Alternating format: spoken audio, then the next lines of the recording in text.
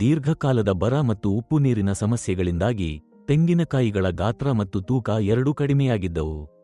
ಈ ಪರಿಸ್ಥಿತಿಯಲ್ಲಿ ಎಪಿಕೆಎಸ್ ಆರ್ಗಾನಿಕ್ಸ್ ಒದಗಿಸಿದ ಕೊಕೊಮ್ಯಾಕ್ಸ್ ಗೊಬ್ಬರವನ್ನು ಮರಗಳಿಗೆ ಹಾಕಿದ ನಂತರ ತೆಂಗಿನಕಾಯಿಗಳ ಗಾತ್ರ ಮತ್ತು ತೂಕ ಗಮನಾರ್ಹವಾಗಿ ಹೆಚ್ಚಾಯಿತು ಮತ್ತು ಮರಗಳ ಒಟ್ಟಾರೆ ಬೆಳವಣಿಗೆಯೂ ಸುಧಾರಿಸಿತು.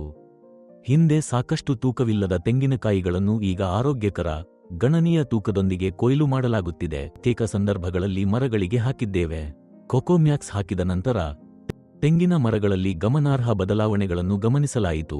ಹಿಂದಿನ ಮಟ್ಟಗಳಿಗೆ ಹೋಲಿಸಿದರೆ ತೆಂಗಿನಕಾಯಿಗಳ ತೂಕ ಹೆಚ್ಚಾಯಿತು, ಕಾಯಿಗಳ ಗಾತ್ರ ದೊಡ್ಡದಾಗಿ ಬೆಳೆಯಲು ಪ್ರಾರಂಭಿಸಿತು, ಮರಗಳ ಒಟ್ಟಾರೆ ಬೆಳವಣಿಗೆ ಸುಧಾರಿಸಿತು ಮತ್ತು ಬರ ಮತ್ತು ಉಪ್ಪು ನೀರಿನಿಂದ ಉಂಟಾದ ಹಾನಿ ಕಡಿಮೆಯಾಯಿತು.